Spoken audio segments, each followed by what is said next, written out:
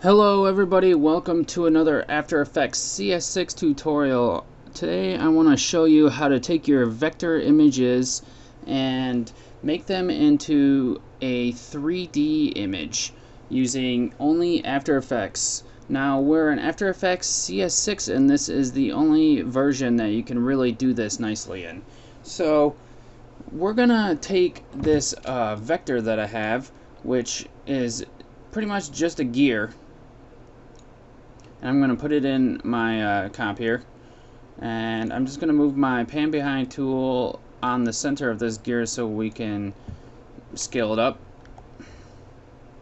I'm just going to make it somewhat bigger and move it to the middle, and I'm going to hit my collapse transformation tool so it looks a little nice, and I'll come up to 100% so everything looks pretty crisp. Move this in kind of more in the center. Now the way to do this is different than making your text 3D. So you have to pay a little bit attention, and don't get it confused with how you make your 3D text. So I have my 3D scene already set up with a camera and some lights. Now I'll come to the top view so you can see how I have that set up real quick, but it's nothing special. You can just have a regular camera and light. So there's a light in the back, a light in the front, and my camera is out there. No biggie. So just put a camera and a light in there, and then you can start doing this. So I'm gonna take this gear and I'm gonna make it 3D.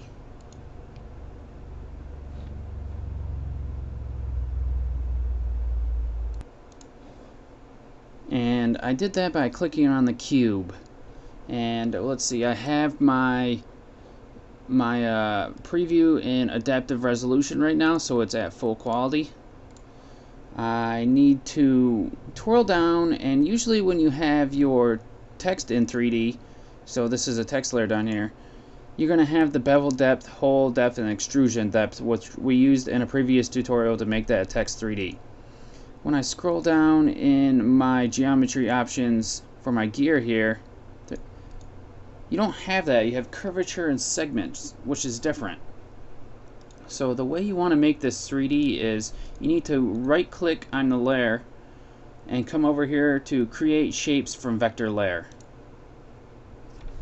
And it's gonna take some time to load real quick, but as you can see, it created mask shapes all around and made basically the same vector but using shapes in CS6. So now if we twirl down this shapes layer, as you can see, the Illustrator layer has been turned off, and it did that on its own, and this is already 3D. Twirl down your geometry options, and now you've got your bevel styles. So let's set it to angular. I've already made this 3D, and I found out that 1 is good for the bevel depth, and if I do, I think 20 on this, it turns out into a 3D. Wait for it to render out, and there we go. We've got a 3D object. Now you can use this for if your client gives you a logo or anything like that. You can use that to make a 3D logo for your client without having to use a 3D program.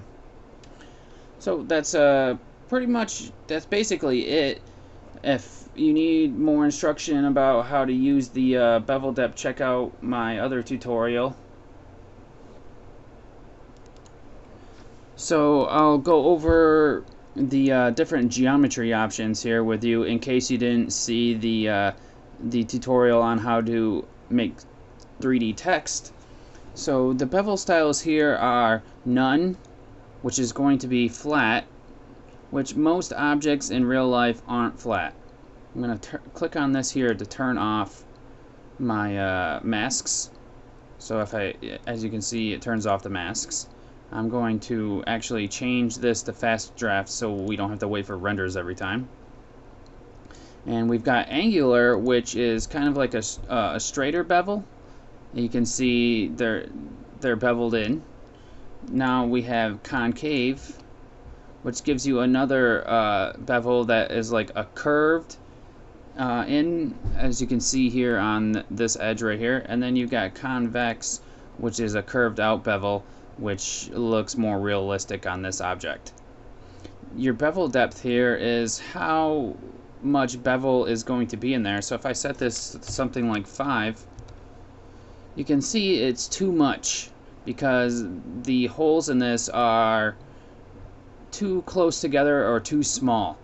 You can see the bevel depth though on the edge of how it's a lot more rounder than before. So if I maybe set this to 2, you can even see how even 2 is too much for this one. So I set it to 1. And we can actually see what's going on in this looking at it this way.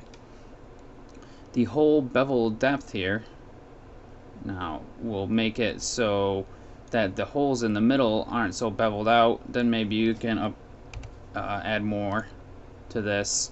Let's move the whole bevel depth down some even more, but it's got this thing in the middle, so I mean it didn't work so hot. So you can see what the whole bevel depth does if I scroll around there. I'll set this back to 1 where it worked well, and then your extrusion depth, if I turn this a little more sideways, just determines how far out this extrudes. So if I put this at 10, it's going to cut the depth in half. If I turn it to 30, it's going to make it even farther out. So that's how you make your object 3D. That was a basic rudimentary quick tutorial on how to do that. If you're more interested in some of the different aspects of the 3D, check out the making 3D text tutorial that I had. It's probably a couple tutorials back in the New Boston's channel. So thanks for watching this one, and I hope you guys use this all the time because this is going to be the new fad in CS6. I mean, actually it already is. It's so much easier than having to create a 3D logo in something like Maya or Cinema 4D or 3ds Max or something like that, and importing it in here, it just saves you a whole lot of time. So you guys use this up. It's going to be awesome. Put it in some of your cool projects, and I thank you for watching, and I'll check you guys later.